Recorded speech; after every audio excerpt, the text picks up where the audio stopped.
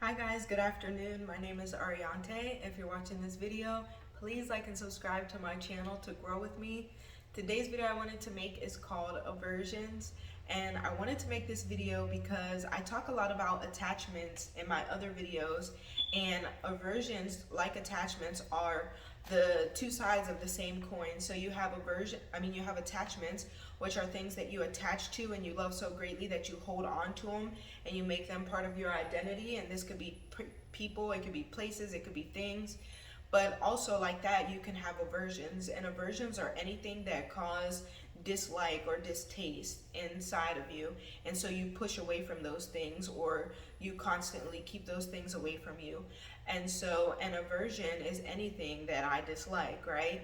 And just like attachments, I need these things and they become part of my identity, and without them I cease to exist, at least in my mind, and so it causes me suffering. Aversions are the same things. They are another type of attachment that we have. It's just a negative attachment. So for example, if, say for instance, I hate my body, right? And I constantly, every time I look in the mirror, I hate my body. And so I might even not want to look in the mirror because I hate my body. That is an aversion to myself, but I have an attachment to that idea. So it is attachment even though I push it away. And so if I constantly am saying, I hate my body, I hate my body, I hate my body, it comes into my identity and it causes me suffering, even though it seems I'm pushing it away. And there are a lot of people who are very negative. They are very negative people, and they have aversions to themselves just as a whole, as a person. And so they're very negative. They talk about themselves very negatively, and they somehow don't think that they're self-centered, or that they think that they're different than people that are too self-absorbed. But just because you have a negative view of yourself does not mean you're not as self-absorbed as a person that is greatly full of themselves or has a very big head.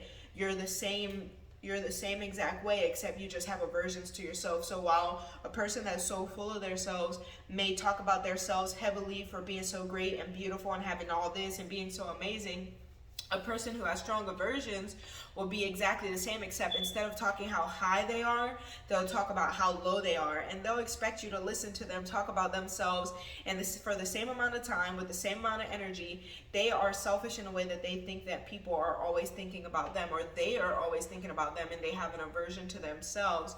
And so I can attach to things or I can avert from things. And it's just like how you see people that get on social media and they love the attention, and it gets to a point where they love the attention so much that they'll do even negative things to get the attention, because any attention is good attention. So while people may have attachments to things, there's aversions to things. So if I can make you have an aversion to me, you're gonna give me the same amount of attention as if you have an attachment to me, because in its rightful form, it is the same as an attachment. So they'll take your bad negative energy because you're still giving energy, because your object of dislike is going to take as much energy to keep your attention as the object of your love or affection or attachment. So it's the same thing. And I wanted to make this video just because it's something that we all deal with every day, and we get so caught up in attachments that we don't realize that it's the same as aversion. So just like I can love something greatly and attach to it, I could push something away. If I'm always looking at the world so negatively and everything is a problem, or there's something I hate every single day, oh, I hate the sun, and every time I go outside, I hate the sun, I hate the sun, and I'm pushing that idea away. I want to stay in the house because I hate the sun. It's going to cause me the same amount of suffering as if I had an attachment to something that I just needed to exist, and if it wasn't there, then I, would cease to exist. Because what happens if one day I go outside and the sun isn't there? I have nothing to talk about. That is what I set my identity around, if I talk about how much I hate the sun every day. And so just like the things we attach to and we love greatly and we need for our identity, we also build negative identities in the things that we avert from, or the things that we push away, or the things that we greatly dislike.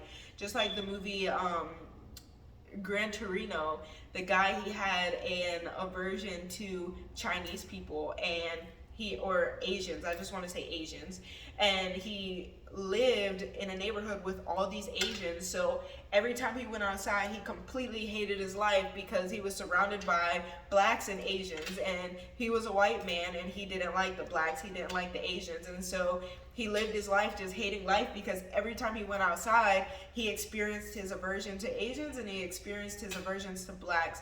And it caused him a lot of mental suffering because just like having a love of anything gets stuck in our identity, having a hate of anything gets stuck in our identity too. It's just two sides of the same coin. So this is my video on aversions. If you are still watching, please like and subscribe to my channel to grow with me, and I hope you guys have a good day.